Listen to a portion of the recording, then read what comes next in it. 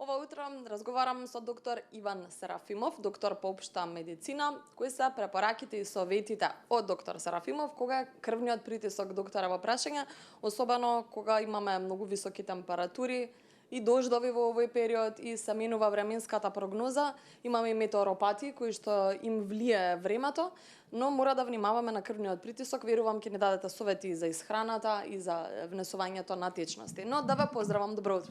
Добро утро, Бисера, добро утро на вашите гледачи. Кога станува збор за крвниот притисок во лето, кога температурите ни се вака многу високи, доаѓа до ширење на крвните садови, за полесно да се исфрла висока температура од нашето тело, со што доаѓа до пад на крвниот притисок. Сега тоа може да биде доста контраиндикаторно, затоа што имаме пациенти кои што примаат антихипертензивна терапија, и кај нив може да дојде до лажна надеж дека притисокот е сега нормален, па тие пациенти дури си ја сами намалуваат терапијата или ја скроз укинуваат терапијата, што е сосем погрешно.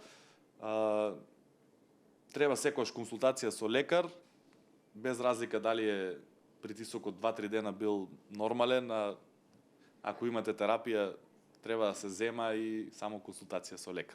Да не се прекинува или пак да не се додава од терапијата, што може да придонесе контраефекти. Кога велиме нормален крвен притисок, кој е тој нормален крвен притисок? Ниту висок, ниту низок? Нормален крвен притисок по книга ни е 120-80 мм живин столб. Зависи сега од лице до лице, од пациент до пациент, секој различен притисок има, на некого му влијае добро и дури малку понизок, на некого малку благо повисок, сега веќе покачен притисок над 160, 170, 180 мм живин стоп е малку веќе поалармантна ситуација или исто така обратно ако биде толку многу нисок.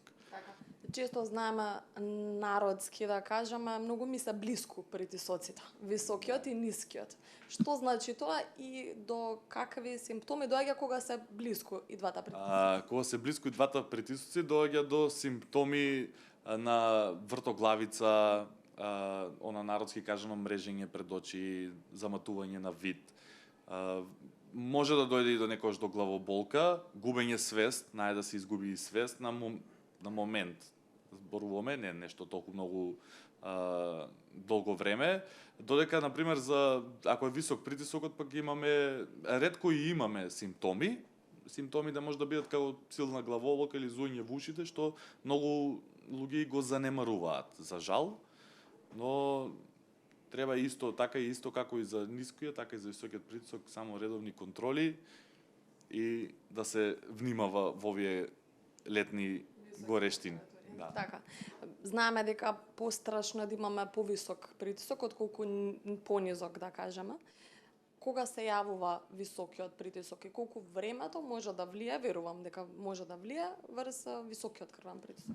Како што кажав, топлото време во летото дури го намалува крвниот притисок, што може да биде лажна слика за пациентите, а крвниот притисок е секако поопасен од нискиот, може да донесе до сериозни оштетувања на срцевиот мускул, како и други кардиоваскуларни заболувања.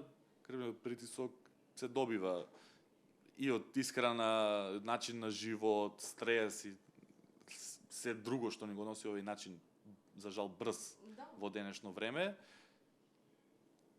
И како може да се намали високиот крвен притисок, па после ќе слушнеме како да го зголемиме ако не е премногу низок? Или нешто во моментот што може да направиме додека да стигнеме до лекар?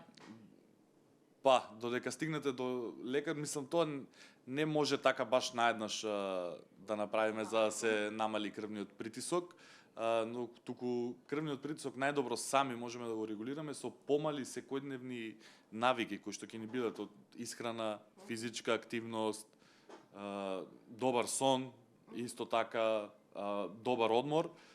Тоа ќе ни помогне сами да си го регулираме крвниот притисок до некоја нормала. Исхраната според мене е тука најбитна. Избегнувањето исто така треба да се избегнуваат никотински производи од било каков тип и алкохол.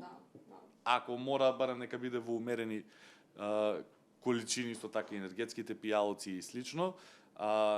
Ако не успееме ова сами да го регулираме, тогаш постојат лекари и специјалисти кои што ќе ни дадат терапија и се регулира крвниот притисок. Кога треба да побараме медицинска помош? Кога е веќе алармот дека треба да се оди на лекар? Алармот за крвниот притисок, за висок ако збориме, за хипертензија е веќе над 170, 180 со 100 мм живин столб.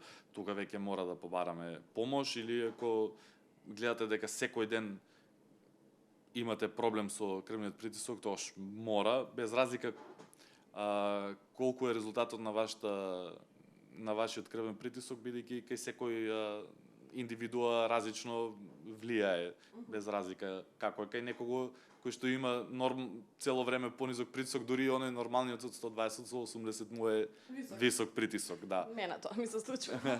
Често мерење, посебно кај пациентите кои што имаат хипертензија, мерење најмалку 2 пати дневно, наутро и навечер, секогаш после одмор, 10-15 минути одмор, па да се мери секогаш после кафе, оброк или физичка активност. Одлични совети до нашите гледачи. И уште само да споменаме, пред нас е стетоскопот со апаратот за мерење на притисок, меѓутоа до ние постарите, велам јас, сега веќе има дигитални кои што се ставаат на раката и се мери како во висина на срцето, нели, па се мери притисокот, меѓутоа вие како доктор што мислите, дали оние стари апарати за мерење на притисок или дигиталниве го даваат точниот резултат на крвниот притисок? Дигиталните апарати се малку и контрадикторни, бидејќи станува збор за апарати кои што работат на батерија и сега било какво мало оштетување на батериите или намалување на нивната сила може да донесе до различни и неточни резултати. Не велам дека секогаш дигиталните апарати не се точни, но треба и редовна калибрација и се, што е малку, мислам, посложено за обичните граѓани, ама е многу полесно да се практикува секојдневно. Така. Јас се благодарам за одвоеното време, за сите препораки и совети кои ги упативте до нашите гледачи. Верувам дека ќе им бидат од корист и дека и тие редовно ќе го мерат крвниот притисок кога се во домашни услови, а првите знаци ги кажавме кога е алармантни, кога треба да се повика доктор, а сега ќе го измериме и мојот крвен притисок да видиме дали е повисок или понизок или можеби е нормален. Затоа што ние се уште топло време. Вам ви благодарам за одвоеното време. Ви благодарам и на